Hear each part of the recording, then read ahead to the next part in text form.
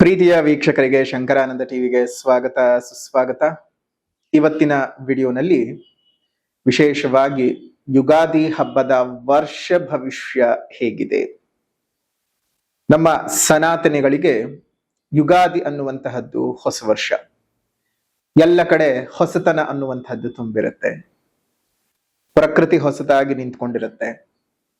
ಮರಗಿಡಗಳು ತನ್ನ ಹಳೆಯ ಎಲೆಗಳನ್ನೆಲ್ಲ ಉದುರಿಸಿಕೊಂಡು ಹೊಸದಾದಂತಹ ಚಿಗುರುಗಳನ್ನ ಇಟ್ಕೊಂಡಿರ್ತಕ್ಕಂಥದ್ದು.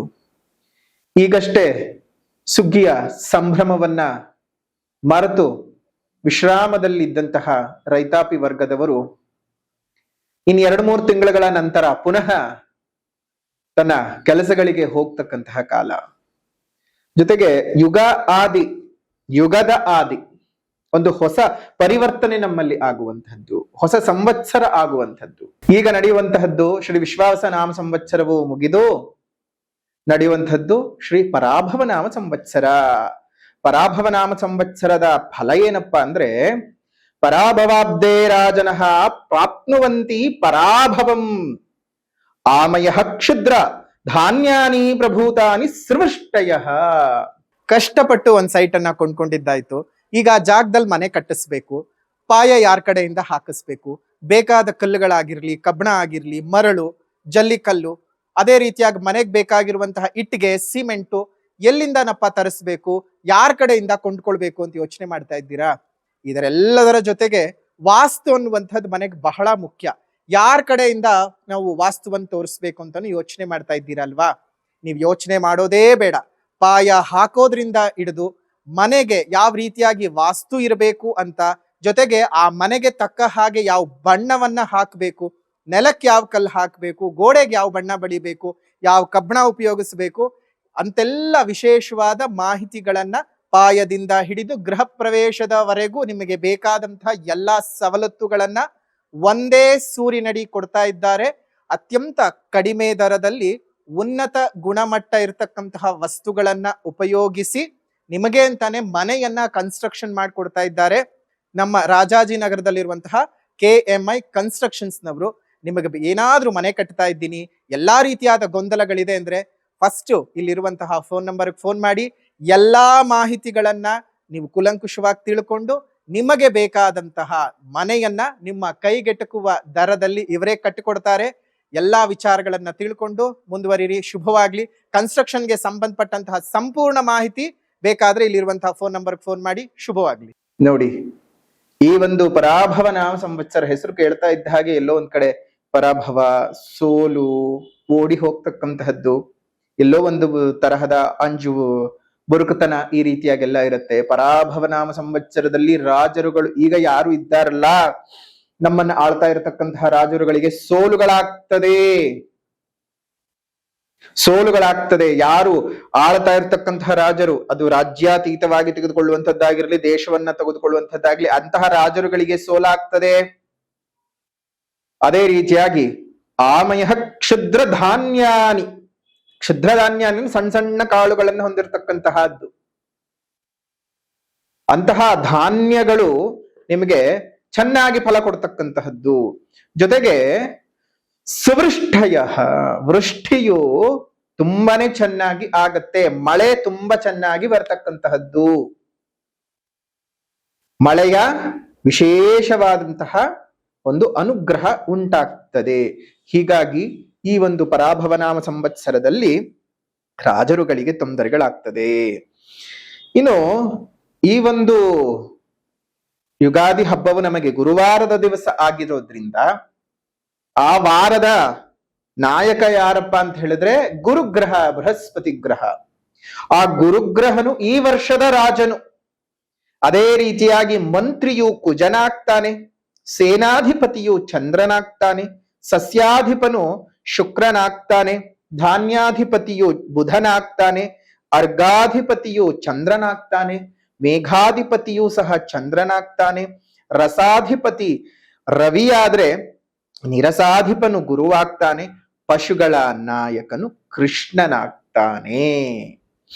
ಇಂತಹ ಒಂದು ಸಂದರ್ಭದಲ್ಲಿ ಗುರು ಗ್ರಹ ರಾಜನಾಗಿರೋದ್ರಿಂದಾಗಿ ಏನೇನೆಲ್ಲ ಆಗತ್ತಪ್ಪ ಅಂತ ಹೇಳಿದ್ರೆ, ದ್ವಿಜಾತಯ ಕರ್ಮರತಾತ್ ಸ್ವಧರ್ಮ ಸನ್ಮಾರ್ಗಗಾನೀತಿ ವಿದೋ ನರೇಂದ್ರ ಸುಭಿಕ್ಷಮಾರೋಗ್ಯ ಸುಖೆ ಪ್ರಜಾನಾಂ ಸೃಷ್ಟಿರದಾಧಿಪತೌ ಸುರೇಜ್ಯೇ. ಗುರುವು ರಾಜನಾಗಿರೋದ್ರಿಂದ ದ್ವಿಜರು ಸತ್ಕರ್ಮಗಳನ್ನ ಮಾಡುವಂಥವರಾಗ್ತಾರೆ. ಜನ್ಮನ ಜಾಯತೆ ಜಂತುಹು, ನೀವು ಜನ್ಮದಿಂದ ಜಂತುಗಳೇ ಹೊರತು ನನ್ನ ತಂದೆ ತಾಯಿ ಅವರಿಂದ ಬಂದಂತಹ ಬಳುವಳಿಗಳು ಜಾತಿಗಳಲ್ಲ ಅಥವಾ ವರ್ಣಗಳಲ್ಲ. ತಂದೆ ತಾಯಿಯಿಂದ ಬರುವಂಥದ್ದು ವರ್ಣವಲ್ಲ. ವೇದಗಳಲ್ಲಿ ಅಥವಾ ನಮ್ಮ ಪುರಾತನ ಕಾಲಗಳಲ್ಲಿ ಜಾತಿ ವ್ಯವಸ್ಥೆ ಇರಲಿಲ್ಲ ಹೊರತು ವರ್ಣ ವ್ಯವಸ್ಥೆ ಇದ್ದದ್ದು. ಸೊ ಹಾಗಾಗಿ ದ್ವಿಜರು ಏನು ಮಾಡ್ತಾರೆ? ಸತ್ಕರ್ಮಗಳನ್ನ ಆಚರಣೆ ಮಾಡ್ತಾರೆ. ಅದೇ ರೀತಿಯಾಗಿ ತಮ್ಮ ಕುಲಧರ್ಮಗಳನ್ನ ಅನುಷ್ಠಾನಗಳನ್ನ ಸರಿಯಾಗಿ ಮಾಡಿಕೊಂಡು ಹೋಗುವಂಥವ್ರಾಗ್ತಾರೆ. ಯಾಕಂದ್ರೆ ಗುರುವಲ್ವೇ, ನಿಮ್ಮ ಧರ್ಮ ಪರಿಪಾಲನೆಯನ್ನ ನೀವು ಸರಿಯಾಗಿ ಆಚರಣೆ ಮಾಡ್ಕೊಂಡು ಹೋಗುವ ಹಾಗೆ ಪ್ರೇರೇಪಣೆಯನ್ನ ಕೊಡ್ತಾನೆ. ಜೊತೆಗೆ ರಾಜರುಗಳಿಂದ ರಾಜ್ಯ ಪರಿಪಾಲನೆ ಮಾಡುವಂಥವ್ರು ಸ್ವಲ್ಪ ಸರಿಯಾಗಿರುವಂಥವ್ರು ಸಿಗಬಹುದು ಪರಿವರ್ತನೆಯ ನಂತರದಲ್ಲಿ ಜನರ ಯೋಗಕ್ಷೇಮವನ್ನ ವಿಚಾರಿಸ್ಕೊಳ್ತಕ್ಕಂತಹ ಒಂದಷ್ಟು ಪರಿವರ್ತನೆಗಳು ಆದ್ರೂ ಆಗತ್ತೆ. ಜೊತೆಗೆ ಪ್ರಜೆಗಳ ಆರೋಗ್ಯ ಸ್ವಲ್ಪ ಮಟ್ಟಕ್ಕೆ ಸುಧಾರಿಸುತ್ತೆ. ಒಳ್ಳೆಯ ಮಳೆಯಾಗಿ ಧಾನ್ಯಗಳು ಹೇರಳವಾಗಿ ಬರುತ್ತೆ. ಅದೇ ರೀತಿ ಇನ್ನೊಂದು ಪ್ರಮುಖವಾಗಿರತಕ್ಕಂತಹದ್ದು ಏನಪ್ಪಾ ಅಂತ ಹೇಳಿದ್ರೆ, ಕುಜನ್ ಮಂತ್ರಿಯಾಗಿರೋದ್ರಿಂದ ಹಸಿರಿನ ಪೈರುಗಳು ಅಗ್ನಿ ಭಯದಿಂದ ಒಣಗಿ ಹೋಗಬಹುದು. ಅಂದ್ರೆ ಅಷ್ಟು ಉಷ್ಣ ಬಿಸಿ ಇರುತ್ತೆ. ಜಲೋಪದ್ರವಗಳು ಜಾಸ್ತಿ ಆಗ್ತಕ್ಕಂತಹದ್ದು, ಸುಂಟರ್ ಗಾಳಿಗಳು ಜಾಸ್ತಿ ಆಗುವಂತಹದ್ದು, ರೋಗ ಪೀಡೆಗಳು ಸಸ್ಯಗಳಿಗೆ ಜಾಸ್ತಿ ಆಗುವಂತಹದ್ದು ಆಗತ್ತೆ. ಅದೇ ರೀತಿಯಾಗಿ ಇಂತಹ ಸಸ್ಯಗಳಿಗೆಲ್ಲ ಸಸ್ಯಾಧಿಪನಾಗಿರತಕ್ಕಂತಹ ಶುಕ್ರನ ಫಲವನ್ನ ನೋಡೋದ್ರಿಂದ ಸ್ವಲ್ಪ ಮಟ್ಟಕ್ಕೆ ಏನೇ ಹೆಚ್ಚು ಕಡಿಮೆಗಳೆಲ್ಲ ನಡೆದ್ರೂ ಸಹ ರೈತರ ಬೆಳೆಗಳಿಗೆ ಹಾನಿಗಳು ಅಷ್ಟು ಆಗೋದಿಲ್ಲ. ಒಟ್ಟಾರೆಯಾಗಿ ಈ ಒಂದು ನವನಾಯಕರ ಫಲ ಆಗಿದ್ದಿರಬಹುದು, ರಾಜನ ಮಂತ್ರಿ ಫಲಗಳು, ಸಸ್ಯಾಧಿಪನ ಫಲಗಳೆಲ್ಲ ಒಂದ್ ಹಂತಕ್ಕೆ ಶುಭ ರೀತಿನಲ್ಲೇ ಇರತಕ್ಕಂತಹದ್ದು. ಹಾಗಾಗಿ ಏನು ಯೋಚನೆ ಮಾಡುವಂತಹ ಅವಶ್ಯಕತೆ ಇಲ್ಲ. ಇನ್ನು ಪ್ರಮುಖವಾಗಿ ಬಂದಂತಹ ಸಂದರ್ಭದಲ್ಲಿ ವರ್ಷದಲ್ಲಿ ಗ್ರಹಣ ಅಂತ ಬಂದ ಸಂದರ್ಭದಲ್ಲಿ ಯಾವಾಗ್ಲೂ ಅಷ್ಟೇ, ಈ ವರ್ಷ ಗ್ರಹಣ ಇದೆ, ಪ್ರತಿ ವರ್ಷ ಗ್ರಹಣ ನಡೆಯುತ್ತೆ. ಮಿನಿಮಮ್ 2 ಗ್ರಹಣನಾದ್ರೂ ನಡೆಯುತ್ತೆ. ಮ್ಯಾಕ್ಸಿಮಮ್ ಅದು 6-7 ಗ್ರಹಣಗಳು ನಡೆಯೋದಕ್ಕೆ ಸಾಧ್ಯತೆ ಇದೆ. ಆ ಗ್ರಹಣಗಳು ನೀವು ವಾಸ ಮಾಡ್ತಾ ಇರ್ತಕ್ಕಂತಹ ಪ್ರದೇಶಗಳಲ್ಲಿ ಗೋಚಾರವಿದೆಯಾ ಇಲ್ಲವಾ ಅನ್ನುವಂತಹದ್ದೇ ಪ್ರಶ್ನೆ. ಹಾಗಾಗಿ ನೀವು ವಾಸ ಮಾಡ್ತಾ ಇರ್ತಕ್ಕಂತಹ ಪ್ರದೇಶಗಳಲ್ಲಿ ಗೋಚಾರಕ್ಕೆ ಬಂದಾಗ ಮಾತ್ರವೇ, ಈಗ ನಾವೇನಿದ್ದೀವಿ ಭಾರತದಲ್ಲಿ ಇದ್ದೀವಿ, ಆದ್ರೆ ಭಾರತದಲ್ಲಿ ಹುಟ್ಟಿ ಎಷ್ಟೋ ಜನ ವಿದೇಶದಲ್ಲಿ ಕೆಲಸ ಮಾಡ್ತಾ ಇರತಕ್ಕಂಥವ್ರಿದ್ದಾರೆ, ಬೇರೆ ಬೇರೆ ದೇಶಕ್ಕೆ ಹೋಗಿ ಕೆಲಸಗಳನ್ನ ಮಾಡಿ ಅಲ್ಲಿರುವಂಥವ್ರು ಇದ್ದಾರೆ. ಹಾಗಂತ ಹೇಳಿ ನಾನ್ ಭಾರತದಲ್ಲಿ ಹುಟ್ಟಿದ್ದೀನಿ, ನಾನ್ ಬೇರೆ ಕಡೆ ಕೆಲಸ, ಅದೆಲ್ಲ ಬರೋದಿಲ್ಲ.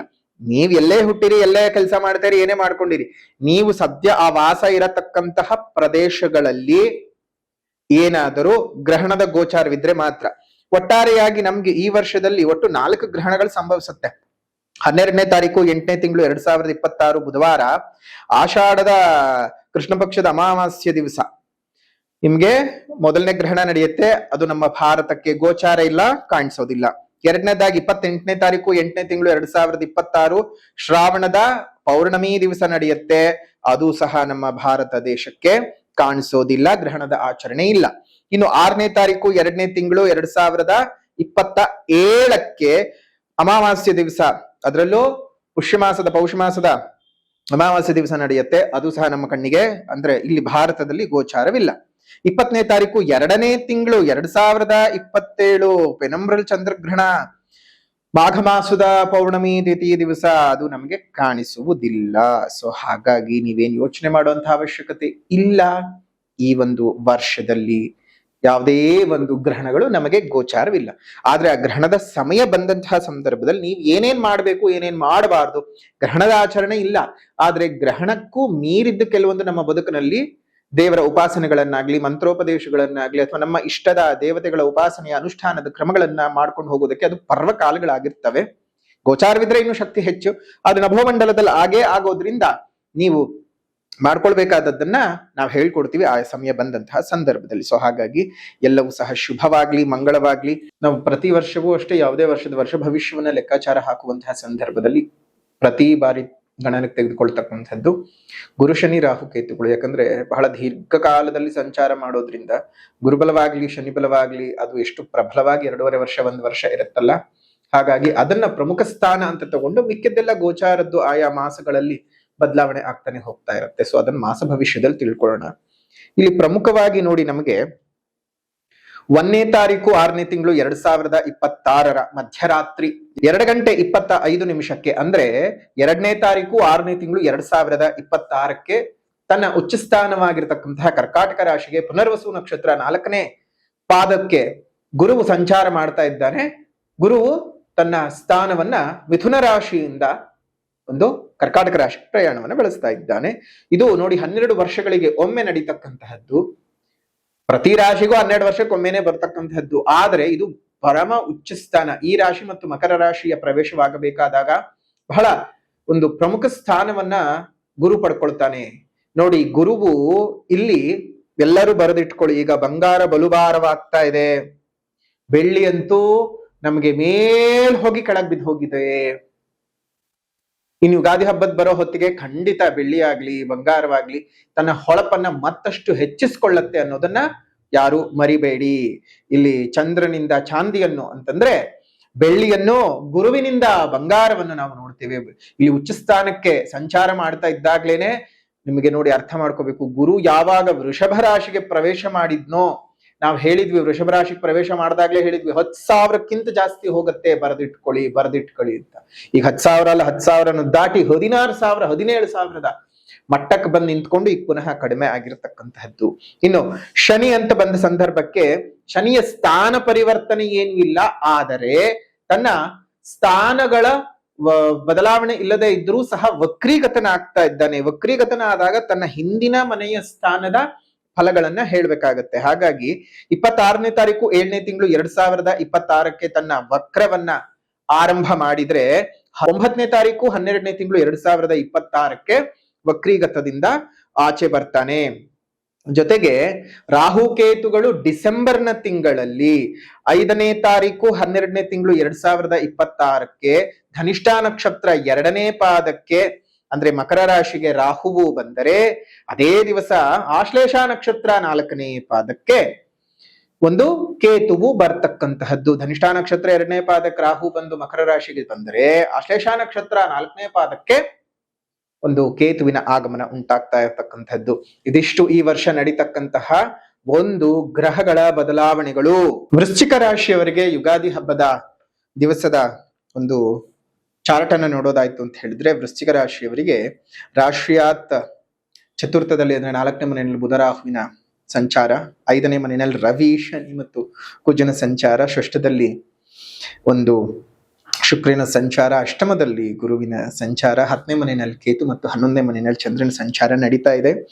ಈ ವರ್ಷ ಭವಿಷ್ಯ ಅಂತ ಬಂದ ಸಂದರ್ಭಕ್ಕೆ ಪ್ರಮುಖವಾಗಿ ಗುರು ಮತ್ತು ಶನಿಯ ಸಂಚಾರದ ಫಲದ ಆಧಾರವಾಗಿ ಇಟ್ಕೊಂಡು ದೀರ್ಘಕಾಲದಲ್ಲಿ ಯಾವುದು ಶುಭನೋ ಅಶುಭವೋ ಅನ್ನುವಂತಹ ಫಲಗಳನ್ನು ನುಡಿತಕ್ಕಂಥದ್ದು. ಯಾಕಂದ್ರೆ ಇವೆರಡು ಗ್ರಹಗಳು ಬಹಳ ದೀರ್ಘಕಾಲದಲ್ಲಿ ಸಂಚಾರ ಮಾಡ್ತಕ್ಕಂಥದ್ದು. ಮತ್ತು ರಾಹು ಕೇತುಗಳನ್ನು ಸಹ ಗಣನೆಗೆ ತೆಗೆದುಕೊಳ್ಬೇಕಾಗ್ತದೆ. ಯಾಕಂದ್ರೆ 18 ತಿಂಗಳುಗಳ ಕಾಲ ಒಂದೇ ಮನೆಯಲ್ಲಿ ಸಂಚಾರವನ್ನು ಮಾಡ್ತಾನೆ. ಆದರೆ ಆಯಾ ಸ್ಥಾನಕ್ಕೆ ಅನ್ನೋದಕ್ಕಿಂತ ಆಯಾ ರಾಶ್ಯಾಧಿಪತಿಯ ಸ್ಥಾನ ಸಂಚಾರದ ಫಲಗಳನ್ನ ರಾಹುಕೇತುಗಳು ಕೊಡ್ತಕ್ಕಂಥದ್ದು ಛಾಯಾಗ್ರಹಗಳು. ಉದಾಹರಣೆಗೆ ಅವನ ಶುಭ ಸ್ಥಾನದಿರ್ಲಿ ರವಿಯ ಮನೆಯಲ್ಲಿ ಸಂಚಾರ ಮಾಡ್ತಾ ಇದ್ದಾನೆ ಅಂದ್ರೆ ರವಿಯ ಫಲಗಳನ್ನ ರಾಹು ಅಥವಾ ಕೇತು ಕೊಡೋದಕ್ಕೆ ಶುರು ಮಾಡಿರ್ತಾರೆ.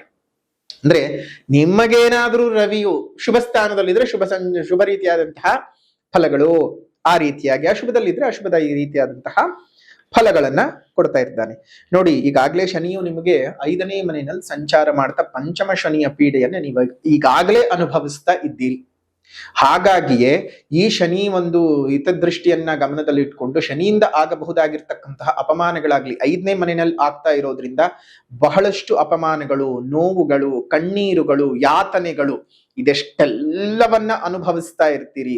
ಯಾಕಾದ್ರೂ ನಾನು ಮನೆ ಒಳಗಡೆ ಇದ್ದೀನಿ ಅನ್ನುವಂತಹ ಒಂದು ಎಕ್ಸ್ಟ್ರೀಮ್ ಲೆವೆಲ್ ನಲ್ಲಿ ನಿಮ್ಗೆ ಒಂದು ಮೈಂಡ್ ಕೆಟ್ಟ ಹೋಗ್ಬಿಟ್ಟಿರುತ್ತೆ, ತಲೆ ಕೆಟ್ಟ ಹೋಗ್ಬಿಟ್ಟಿರುತ್ತೆ. ಸುಮ್ಮನೆ ಏನೋ ಉಸಿರಾಡ್ತಾ ಇದ್ದೀನಿ, ಜೀವನ ಮಾಡ್ತಾ ಇದ್ದೀನಿ ಅನ್ನುವಂತಹ ರೀತಿನಲ್ಲಿ ಅದೆಷ್ಟೋ ಜನರು ಪಾಪ ಕಷ್ಟವನ್ನು ಪಡ್ತಾ ಇದ್ದೀರಿ. ಯೋಚನೆ ಮಾಡಕ್ ಹೋಗೋದು ಬೇಡ. ರಾತ್ರಿ ಆಗಿದೆ ಅಂತ ಹೇಳಿದ್ರೆ, ಕತ್ಲಾಗಿದೆ ಅಂತ ಹೇಳಿದ್ರೆ ಬದುಕು ನಮಗೆ ಕತ್ತಲಿನಲ್ಲಿ ಒಂದು ಹೊಸಪಾಠವನ್ನು ಕಲಿಸತ್ತೆ. ಹೆದರ್ಕೊಳ್ಬಾರ್ದು. ನಾವು ಪ್ರತಿ ಬಾರಿ ಹೇಳ್ತಿರ್ತೀವಿ, ಕತ್ಲಾಯ್ತು ಅಂತ ಹೆದರ್ಕೋಬೇಡಿ. ಕತ್ತಲಿನಲ್ಲಿ ಸಿಗುವಂತಹ ಅನೇಕ ಅನುಭವಗಳನ್ನ ನೀವು ಅನುಭವಿಸಬೇಕಾಗತ್ತೆ. ಕತ್ಲೆ ಅಂದ್ರ ತಕ್ಷಣ ನಮ್ಗೇನು ಕಾಣಿಸೋದು ಅಂತಲ್ಲ, ನಿಮ್ ಕಣ್ ಮುಂದೆ ಕಾಣಿಸ್ದೇ ಇರಬಹುದು. ಆಗ ನಾವೇನ್ ಮಾಡ್ಬೇಕಾಗತ್ತೆ, ಮುಂದೆಲ್ಲ ನೋಡ್ಬೇಕಾಗಿರೋದು, ತಲೆ ಎತ್ತಿ ನೋಡ್ಬೇಕು. ಕತ್ತಲೇನೆ ನಮ್ಮ ಬದುಕನ್ನ ತಲೆ ಎತ್ತೋಕ್ ಅವಕಾಶ ಮಾಡಿಕೊಡುತ್ತೆ. ಹಗಲಲ್ಲಿ ನೀವೇ ನೋಡಿ ತಲೆ ಎತ್ತಿ ನೋಡ್ಲಿಕ್ಕಾಗಲ್ಲ. ಸೂರ್ಯನ ಪ್ರಕರಣ ಕಿರಣಗಳು ನಿಮ್ಮ ಕಣ್ಣನ್ನ ಹಾಳು ಮಾಡುತ್ತೆ. ಅದೇ ಕತ್ಲೆನಲ್ಲಿ ನೀವು ತಲೆ ಎತ್ತಿ ಚಂದದ ವಿಶಾಲವಾಗಿರತಕ್ಕಂತಹ ಬ್ರಹ್ಮಾಂಡದಲ್ಲಿ ಬೆರೆಯುವಂತಹ ಅವಕಾಶವನ್ನ ಕೊಡುತ್ತದೆ ಕತ್ಲು. ಆದ್ರೆ ನಾವೇನ್ ಮಾಡ್ತೀವಿ, ಕತ್ಲು ಹೆದರ್ಕೊಳ್ತೀವಿ. ಹೆದರ್ಕೊಳ್ಳೋದಲ್ಲ ಕತ್ಲು, ನಮ್ಮ ಬದುಕನ್ನ ಬದಲಾವಣೆ ಮಾಡೋದೇ ಕತ್ಲು. ಅಂಗಾತ ಮಲಗಿ ಆಕಾಶವನ್ನು ನೋಡಿದಾಗ ಮಿಣಿ ಮಿಣಿ ಮಿಂಚುವಂತಹ ನಕ್ಷತ್ರಗಳು, ಆಗೊಮ್ಮೆ ಈಗೊಮ್ಮೆ ಹಾದು ಹೋಗುವಂತಹ ಧೂಮಕೇತುಗಳು, ಆ ನಕ್ಷತ್ರದ ತೋಟದಲ್ಲಿ ನಳನಳಿಸುವಂತಹ ಚಂದ್ರ, ನೋಡೋದಕ್ಕೆ ವೈಭೋಗ, ಮನಸ್ಸಿಗೆ ಆನಂದ, ಕಣ್ಣಿಗೆ ತಂಪು, ಮನಸ್ಸಿಗೆ ಹಿತ, ನೆಮ್ಮದಿ. ಆದ್ರೆ ಮುಂದೆ ನೋಡಬಾರ್ದು, ಮೇಲೆ ನೋಡ್ಬೇಕು. ಯಾವಾಗ್ಲೂ ತಲೆ ಎತ್ತಿ ಬದುಕೋದನ್ನ ಕತ್ತಲೆ ಕಳಿಸ್ಕೊಡುತ್ತೆ ವೀಕ್ಷಕರೇ. ಆದ್ರೆ ನಾವು ಕತ್ತಲೆಯನ್ನೇ ಭ್ರಮಾಲೋಕ ಅಂತ ಬದುಕಿ ಒಂದು ರೀತಿ ಹಾಳು ಮಾಡ್ಕೊಳ್ತಾ ಇರ್ತೀವಿ. ಗುರುವಿನ ವಿಶೇಷವಾದಂತಹ ಅನುಗ್ರಹವು 1ನೇ ತಾರೀಕು 6ನೇ ತಿಂಗಳು 2026 ರಾತ್ರಿ, ಅಂದ್ರೆ 2ನೇ ತಾರೀಕು 6ನೇ ತಿಂಗಳು 2026 ಮಧ್ಯರಾತ್ರಿ 2:25 ಉಚ್ಚ ಸ್ಥಾನಕ್ಕೆ ಒಂದು ಗುರುವಿನ ಪ್ರವೇಶವಾಗ್ತಾ ಇದೆ. ನಿಮಗೆ ಅಲ್ಲಿಂದ ಶುರುವಾಗತ್ತೆ ಸಂತೋಷದ ಸಮಯ. ಶನಿಯು ವಕ್ರೀಗತನಾಗ್ತಾ ಇದ್ದಾನೆ 26ನೇ ತಾರೀಕು 7ನೇ ತಿಂಗಳು 2026, ಅಲ್ಲಿಂದ ಹಿಡಿದು 9ನೇ ತಾರೀಕು 12ನೇ ತಿಂಗಳು 2026 ಅಲ್ಲಿವರೆಗೂ ವಕ್ರೀಗತನಾಗಿ ತನ್ನ ಚತುರ್ಥ ಸ್ಥಾನದ ಫಲಗಳನ್ನ, ಅಂದ್ರೆ ಅರ್ಧಾಷ್ಟಮ ಶನಿ, ಅದೇ ನಿಮ್ಗೇನು ಶುಭ ಏನಲ್ಲ, ಶುಭ ಸ್ಥಾನವೇ. ಆದ್ರೂ ಸಹ ನಿಮ್ಗೇನು ಯೋಚನೆ ಮಾಡುವಂತ ಅವಶ್ಯಕತೆ ಇಲ್ಲ. ಗುರುವಿನ ಅನುಗ್ರಹ ಬರ್ತಾ ಇದೆ. ಶನಿಗೆ ಅಂತಾನೆ ವಿಶೇಷವಾಗಿ ಶನಿ ಮಹಾಯಾಗವನ್ನ ಮಾಡ್ತಾ ಇದ್ದೇವೆ. ಗುರುವಿನ ಅನುಗ್ರಹವನ್ನ ಇನ್ನಷ್ಟು ಭದ್ರ ಮಾಡ್ಕೊಳ್ಳಿ. ಹಾಗಾಗಿ ಗುರು ಮಹಾಯಾಗವನ್ನ ಮಾಡ್ತಾ ಇದ್ದೇವೆ. 31ನೇ ತಾರೀಕು 5ನೇ ತಿಂಗಳು 2026 ಜ್ಯೇಷ್ಠಾಧಿಕ ಮಾಸದಲ್ಲಿ ನಡೆಯುವಂತಹ ವಿಶೇಷವಾದಂತಹ ಅಧಿಕ ಮಾಸದ ಪೌರ್ಣಮಿ ತಿಥಿಯ ದಿವಸ ನಡೆಯುವಂತಹ ಗುರು ಮಹಾಯಾಗದಲ್ಲಿ ಪಾಲ್ಗೊಳ್ಳಿ. ಆ ಗುರುವಿನ ಅನುಗ್ರಹ ಇರತಕ್ಕಂತಹ ಬೃಹಸ್ಪತಿ ಕವಚವನ್ನು ಕೊಡ್ತೇವೆ, ಅದನ್ನ ದೇಹದಲ್ಲಿ ಧರಿಸಿ, ಜೊತೆಗೆ ಅಕ್ಷತ ಪ್ರಸಾದವನ್ನ ನಿಮ್ಮ ದೇವರ ಮನೆಯಲ್ಲಿ ಇಟ್ಟು, ಜೊತೆಗೆ ಸ್ವಲ್ಪ ಮಟ್ಟಕ್ಕೆ ನಿಮ್ಮ ಪಾಕೆಟ್ ನಲ್ಲೂ ಸಹ ಪ್ರತಿನಿತ್ಯ ಕ್ಯಾರಿ ಮಾಡ್ತಾ ಬನ್ನಿ. ಗುರುವಿನ ಅನುಗ್ರಹವನ್ನು ಪಡ್ಕೊಳ್ತೀರಾ, ಇನ್ನಷ್ಟು ಹೆಚ್ಚಿಗೆ ಪಡ್ಕೊಳ್ತೀರಾ, ಅನುಗ್ರಹ ಉಂಟಾಗ್ತದೆ. ಈಗಾಗಲೇ ಶನಿ ಬಲ ಇಲ್ಲ, ಹಾಗಾಗಿ ಶನಿಯ ರಕ್ಷಾ ಕವಚವನ್ನ ನೀವು ನಿಮ್ಮ ದೇಹದಲ್ಲಿ ಧರಿಸ್ಕೊಳ್ಳಿ, ಕೈನಲ್ಲಿ ಕಟ್ಕೊಳ್ಳೋದ್ರಿಂದ ನಿಮಗೆ ವಿಶೇಷವಾದಂತಹ ಫಲದ ಅನುಗ್ರಹ ಉಂಟಾಗ್ತದೆ.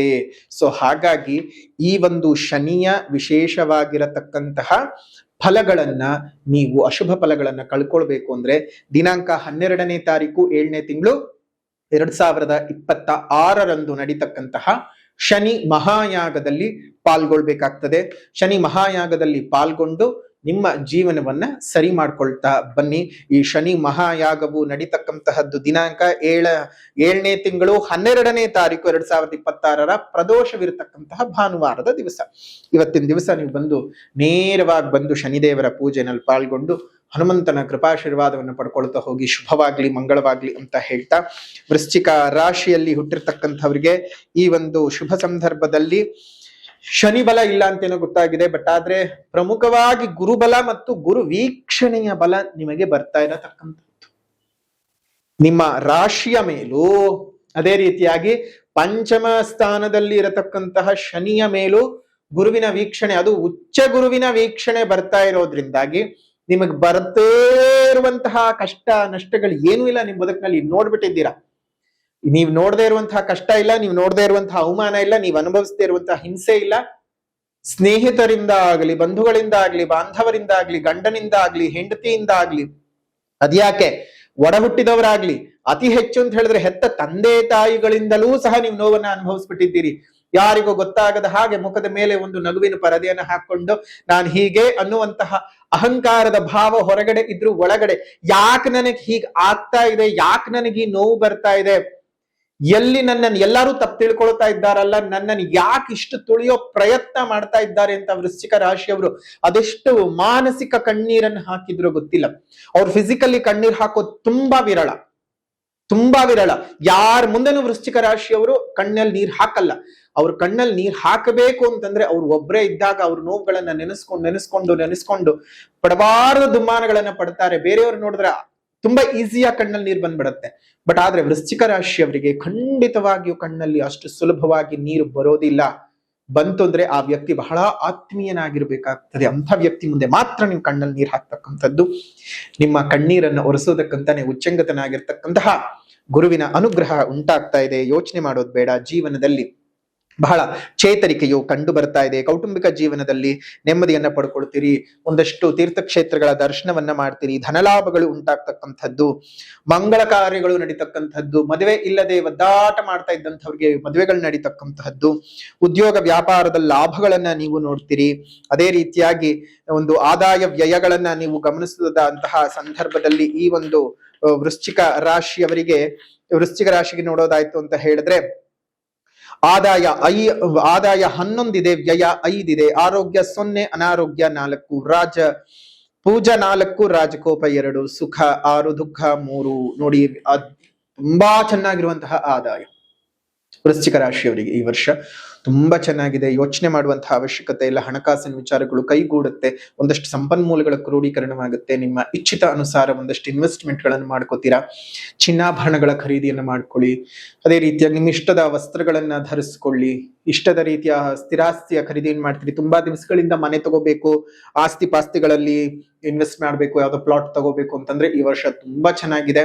ಒಂದ್ಸಲ ನಿಮ್ ಜನ್ಮ ಜಾತಕವನ್ನು ತೋರಿಸ್ಕೊಳ್ಳಿ. ಜನ್ಮ ಜಾತಕದ ಆಧಾರದಲ್ಲಿ ಪರಿಹಾರಗಳನ್ನು ಮಾಡ್ಕೊಳ್ಳೋದು ತುಂಬಾನೇ ಉತ್ತಮ. ಸೊ ಹಾಗಾಗಿ ಜನ್ಮ ಜಾತಕವನ್ನು ತೋರಿಸ್ಕೊಂಡು ಅದ್ರಲ್ಲಿ ಏನಾದ್ರೂ ಹಿಂದೆ ಮುಂದೆ ಇತ್ತು ಅಂದ್ರೆ ಅದಕ್ಕೆ ಪರಿಹಾರ ಮಾಡಿಸ್ಕೊಳ್ಳಿ. ಇಲ್ಲ ಅಂದ್ರೆ ಅವಶ್ಯಕತೆ ಏನು ಇಲ್ಲ.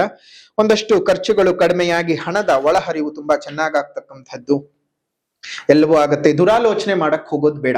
ನಿಮಗ್ ಸಮಯ ಸರಿ ಹೋಗ್ತಿದೆ ಅಂತ ಹೇಳಿದ ತಕ್ಷಣ ರಿವೆಂಜ್ ಎಲ್ಲ ತೆಗೆದುಕೊಳ್ಳಕ್ ಹೋಗ್ಬೇಡಿ. ಯಾವುದೇ ಕಾರಣಕ್ಕೂ ಭಗವಂತ ಕೊಡುವಂತಹ ವಿಧಿ ಕೊಡುವುದಕ್ಕಿಂತ, ಕಾಲ ಕೊಡುವುದಕ್ಕಿಂತ ರಿವೆಂಜ್ ನೀವೇನು ತೀರಿಸ್ಕೊಳ್ಳೋದಕ್ಕೆ ಸಾಧ್ಯ ಆಗಲ್ಲ. ಹಾಗಾಗಿ ನಿಮ್ಮನ್ನ ಅಂದವರು ಆಡದವ್ರಿಗೆ ನೀವು ಬಿಟ್ಬಿಡಿ. ಕಿವಿಗಳಿಗೆ ಸೀಲ್ ಹಾಕೊಂಡ್ಬಿಡಿ. ಬೇಕಾಗಿಲ್ಲ. ಅವ್ರು ಯಾರು ಏನ್ ಬೇಕಾದ್ರೂ ಅಂದ್ಕೊಳ್ಳಿ. ನೀವೇನ್ ಬೋರ್ಡ್ ಹಿಡ್ಕೊಂಡು ಇದ್ ಮಾಡೋದ್ ಬೇಡ. ಅಥವಾ ನನಗೆ ಟೈಮ್ ಚೆನ್ನಾಗಿದೆ, ನಾನು ತೋರಿಸ್ತೀನಿ. ನೀವು ತೋರಿಸ್ಬೇಕು ನಿಮ್ ಕೆಲಸ ಕಾರ್ಯಗಳ ಮುಖಾಂತರ, ನೀವು ತೋರಿಸ್ಬೇಕು ನಿಮ್ಮ ಮೌನದ ಮುಖಾಂತರ, ನೀವು ತೋರಿಸ್ಬೇಕು ನಿಮ್ಮ ಸಾಧನೆಯ ಮುಖಾಂತರ. ನೀವು ಬೆಳೆದು ನಿಂತ್ಕೋಬೇಕು. ಬಂದವರು ಕೈ ಕಟ್ಕೊಂಡು ನಿಂತ್ಕೋಬೇಕು. ಅದು ಜೀವನ. ಆ ರೀತಿಯಾಗಿ ನೀವು ಬದುಕಿದ್ರೆ ಈ ವರ್ಷ ತುಂಬಾ ಚೆನ್ನಾಗಿರ್ತಕ್ಕಂತಹ ಸಂದರ್ಭಗಳನ್ನ ನೋಡೋದಕ್ಕೆ ಸಾಧ್ಯವಾಗತ್ತೆ. ಅಲ್ಲಿಂದ ಇಲ್ಲೊಂದು ಸ್ವಲ್ಪ ಮಟ್ಟಕ್ಕೆ ಸಮಸ್ಯೆಗಳು ಬರಬಹುದು. ಯಾಕಂದ್ರೆ ಒಂದು ಶನಿಯ ಪ್ರಭಾವಕ್ಕೆ ಸಿಕ್ಕಾಕೊಂಡಿರೋದ್ರಿಂದ ಈಗಾಗಲೇ ಪರಿಹಾರವನ್ನು ಹೇಳಿದ್ದೀವಿ. ದಿನಾಂಕ 12ನೇ ತಾರೀಕು 7ನೇ ತಿಂಗಳು 2025 ನಡೆಯುವಂತಹ ಆ ಶನಿ ಮಹಾಯಾಗದಲ್ಲಿ ಬಂದು ಪಾಲ್ಗೊಂಡು ಆ ಶನಿಯ ಒಂದು ವಿಶೇಷವಾದಂತಹ ತೊಂದರೆ ತಾಪತ್ರೆಗಳನ್ನು ಸಹ ನಿವಾರಿಸ್ಕೊಳ್ಳಿ. ಶುಭವಾಗ್ಲಿ ಅಂತ ಹೇಳ್ತಾ ಇದ್ದೇವೆ. ಇನ್ನು ಉದ್ಯೋಗಿಗಳಿಗೆ ನೋಡೋದಾಯ್ತು ಅಂತ ಹೇಳಿದ್ರೆ ತುಂಬಾ ಚೆನ್ನಾಗಿದೆ. ಒಳ್ಳೆ ರೀತಿಯಾದಂತಹ ಅವಕಾಶಗಳನ್ನ ನೀವು ಪಡ್ಕೊಳ್ಳೋದಕ್ಕೆ ಸಾಧ್ಯವಾಗುತ್ತೆ. ಎಲ್ಲ ಕೆಲಸಗಳು ಸಹ ಸಫಲವಾಗ್ತದೆ.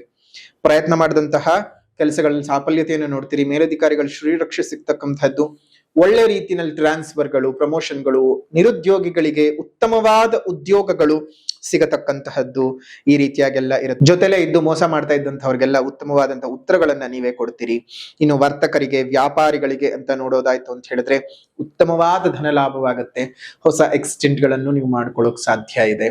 ಹೊಸ ರೀತಿಯಾದಂತಹ ಹೂಡಿಕೆಗಳನ್ನು ಸಹ ನೀವು ಮಾಡ್ಕೊಳ್ಬಹುದು. ನೂತನ ಬಂಡವಾಳ ಹಾಕೋಬಹುದು. ಒಂದಷ್ಟು ಹಣ ನಿಮ್ ಕೈನಲ್ಲಿ ಉಳಿಸ್ಕೊಳ್ಳುವ ಸಾಧ್ಯತೆಗಳು ಈ ವರ್ಷ ಇದೆ. ಉಳಿಸ್ಕೊಳ್ಳಿ. ಅದೇ ರೀತಿಯಾಗಿ ಚೆನ್ನಾಗಿ ಬಾಳ್ ಬದುಕಿ.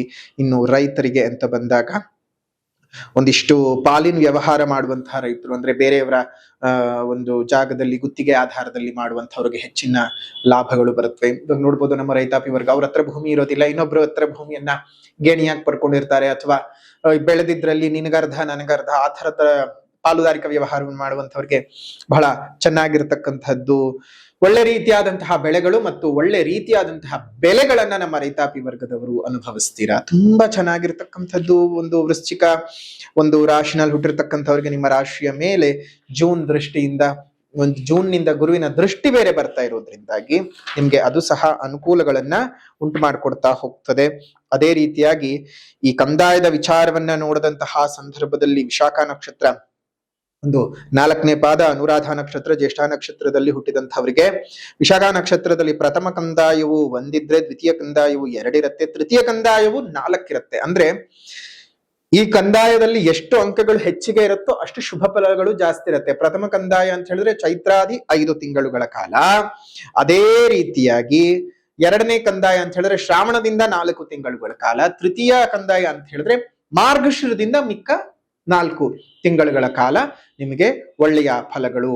ಇನ್ನು ಅನುರಾಧ ನಕ್ಷತ್ರಕ್ಕೆ ಪ್ರಥಮ ಕಂದಾಯವು 4 ಇರುತ್ತೆ, ದ್ವಿತೀಯ ಕಂದಾಯವು 0 ಇರುತ್ತೆ, ತೃತೀಯ ಕಂದಾಯವು 2 ಇರುತ್ತೆ. ಅಂದ್ರೆ ಮಧ್ಯದ 4 ತಿಂಗಳು ಅಂದ್ರೆ ನಿಮಗೆ ಕಷ್ಟವಾಗಬಹುದು. ಈ ಒಂದು ಶ್ರಾವಣ, ಭಾದ್ರಪದ, ಆಶ್ವೇಜ, ಕಾರ್ತಿಕ ಈ 4 ತಿಂಗಳು ಸ್ವಲ್ಪ ಮಟ್ಟಕ್ಕೆ ಈ ಅನುರಾಧ ನಕ್ಷತ್ರಕ್ಕೆ ಹಿಡಿಕಿದೆ. ಆದ್ರೆ ಪ್ರಾಥಮಿಕವಾಗಿ ತುಂಬಾ ಚೆನ್ನಾಗಿದೆ. 4ನ ಅಂಕ ಬಂದಿರುವಂತದ್ದು ಸಾಧಾರಣವಾದಂತದ್ದೇನಲ್ಲ.